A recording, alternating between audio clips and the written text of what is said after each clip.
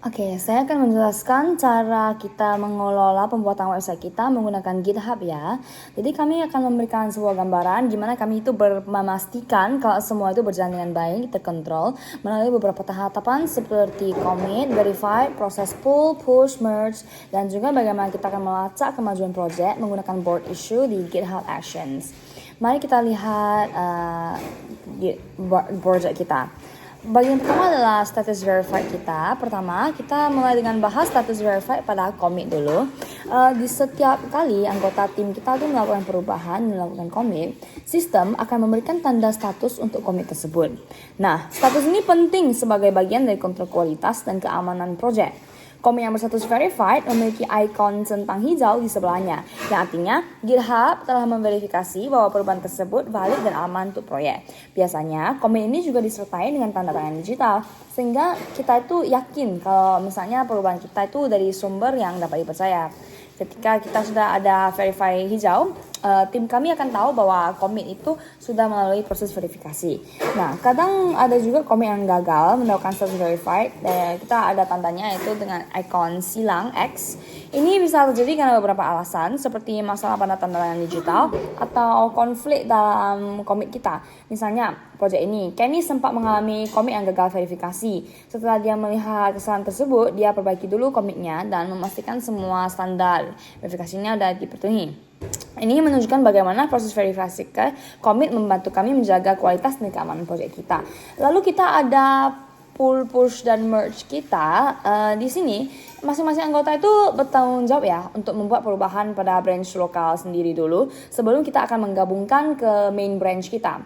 Langkah pertama yaitu pull. Setiap kali kita udah siap melakukan perubahan di branch utama, kita akan melakukan pull terlebih dahulu dari branch utama ke branch lokal. Nah, kayak gini, branch lokal kita akan sinkron dengan update terbaru dari branch utama. Sehingga kalau kita ingin menggabungkan perubahan kita, tidak ada konflik atau tumpang tindih dari perubahan anggota lain. Jadi setelah melakukan pull dan memastikan branch lokal sudah up to date, langkah berikutnya yaitu push. Push itu proses menggugah perubahan dari branch lokal ke branch di GitHub. Ini supaya kita bisa kasih anggota lain untuk melihat dan mengakses perubahan yang baru kita buat. Terakhir, setelah kita memastikan bahwa semua perubahan udah di-review dan sesuai dengan standar kita akan melakukan merge dari branch kita ke main branch. Proses merge ini penting ya, karena setiap perubahan yang masuk ke branch utama akan menjadi bagian dari project secara keseluruhan. Sebelum melakukan merge, biasa kami akan review secara sama-sama untuk memastikan kalau tidak ada konflik atau bug yang mungkin muncul. Jadi proses kita pull, push, dan merge ini supaya semua berjalan dengan lancar dan terkontrol.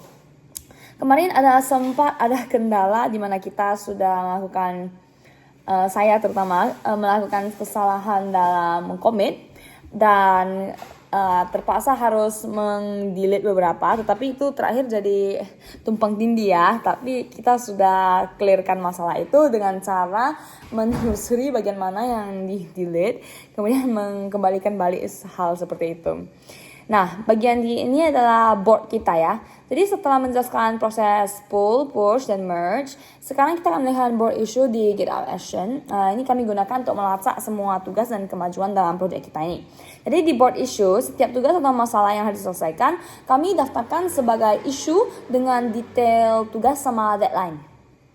Setiap kali kami mulai mengerjakan sebuah tugas, isu itu akan berpindah ke bagian in progress atau yang sini ya, sehingga semua anggota tim tahu kalau tugas itu sedang dalam pengerjaan. Begitu tugas selesai, isu ini akan kita pindah ke bagian done atau selesai. Kayak gini, board kita selalu up to date dan setiap anggota bisa melihat perkembangan project secara real time. Selain itu, jika ada perubahan besar yang mempengaruhi banyak bagian project, kami itu bakal menggunakan GitHub Actions untuk menjalankan otomatisasi seperti untuk mengecek apakah kode berjalan tanpa error setelah merge. Di sini kita juga bisa lihat laporan terbaru dan bahwa semua tugas sudah selesai.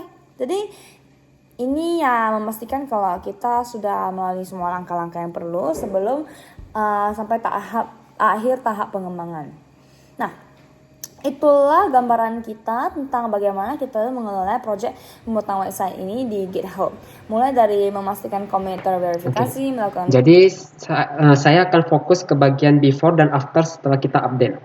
Ini saya jalankan duluan karena pas dia loading, pas boot itu dia lama kali. Jadi saya jalankan dulu baru record. Jadi yang 3000 ini, port 3000, ini yang versi lama, belum update apa-apa. Lalu yang port 4000 ini yang latest terbaru. Oke, saya langsung ke sini ya. Nah, ini yang 3000. Saya mulai yang 3000 dulu, jelasin semua yang sebelumnya dulu. Nah, sebelumnya itu kita belum bisa login maupun register. Ini saya coba dulu. Nah, dia belum bisa, gak ada database, jadi dia agak percuma gitu. Baru ke login, contoh aja ya. Nah, dia tetap nggak pengaruh. Habis itu kedua, di tampilan awal ini dia belum ada apa-apa. Nanti yang terbaru ini ada kayak gini. Nah, habis itu order tracking. Order tracking di sini percuma, masih belum ada, masih kosong, template aja. Karena emang itu yang disediakan mereka cuman kosong gini. Baru ini ke checkout. Nah, misalnya ini saya checkout. Nah, dia belum ada fitur checkout-nya. Otomatis ke redirect ke paling awal ini. Habis itu ini misalnya saya dia ada wishlist, jadi kita kan nggak bisa login, masa bisa wishlist gitu kan, nggak masuk akal gitu. Dan add item ini nggak bisa sama sekali, belum bisa add item sama sekali. Jadi murni semua dari coding dan package JSON gitu. Oke, sekarang jadi saya akan fokus ke yang terbaru, ini latest di port 4000. Nah, oke, dari yang paling awal dulu, yang teman saya upload paling awal itu yang bagian backend sama database. Awal-awal itu belum ada API untuk kirim data ke database, jadi teman saya buat dulu. Baru setelah temanku buat, aku buat fitur login dan register di sini. Login register. Ini yang terbaru ya. Saya login. Nah, ini saya demokan buat akunnya. Oke. Nah, sudah ada tulisannya juga. Oke, login dulu. Ini tadi di bagian atas ini belum ada add item sama wishlist. Mau login baru bisa. Nah, misalnya saya lihat. Nah, dia udah ada wishlist sama add item. Sebelumnya itu belum ada. Nah, ini fitur checkout. Nah, saya akan contohkan yang checkout dulu sama add item ini. Fitur checkout di sini. Fitur checkout di bagian sini. Nah, dia nanti kalau kita checkout ada nampak gini semua. Nanti baru saya contohkan. Baru table login register udah. Nah, baru yang teman saya Grace update ini yang tampilan paling awal ini. Nah, yang ini bagian depan kayak Black Friday gitu.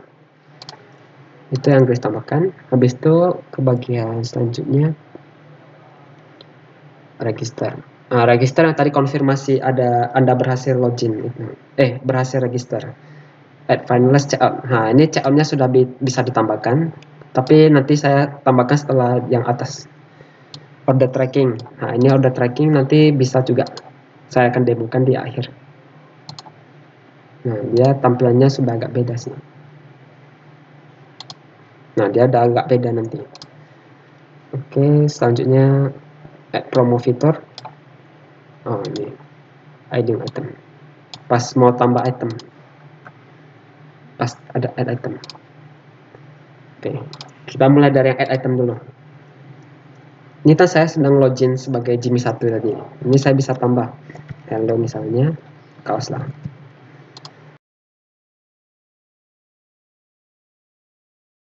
Nah, ini salah satu yang teman saya tambahkan sih. Add image juga ada proses tersendiri. Nah, yang sini add foto fitur. Ini yang dimaksud di sini. Jadi contoh add item udah selesai di update. Oke, coba saya logout.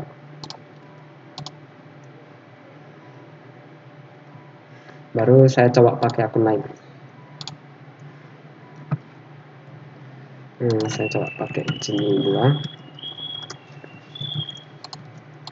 Oke. Nah, baru di sini kita beli yang produk yang tadi di add item yang sudah dibuat. Bentar. Ke sini.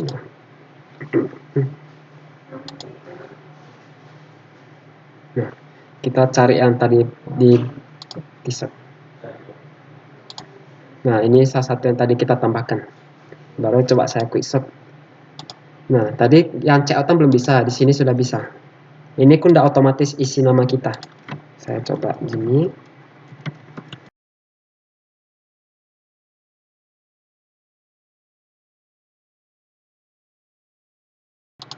Nah, dia udah berhasil checkout, dia akan masuk ke barang yang sudah tracking order, dia akan masuk ke sini. Nah, dia akan masuk ke sini. Ini karena sebelumnya sudah saya tambah-tambah, jadi muncul banyak gitu. Harusnya cuma satu. Atau saya coba lagi ya. Ini karena saya remove ini dulu. Pas tadi buka kan add terus, jadi dia muncul sekaligus 3. Coba saya buat akun baru lagi dulu.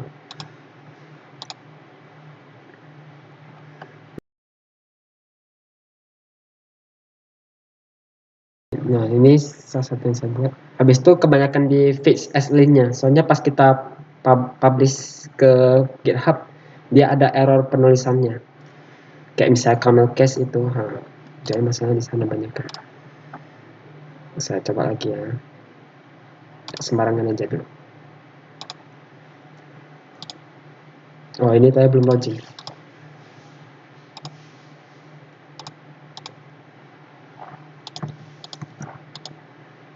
Ini baru login. Dan tadi posisi udah ada. Nah, di sini bahwa saya bisa coba.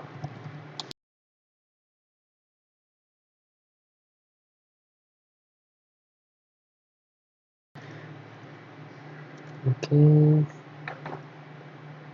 Nah, setelah ditambah baru dia order tracking muncul kayak gini. Ini karena kecepatan tadi. Nah, coba. Oke, dia akan muncul kayak gini datanya. Sekian tentang before dan after dari yang kami buat.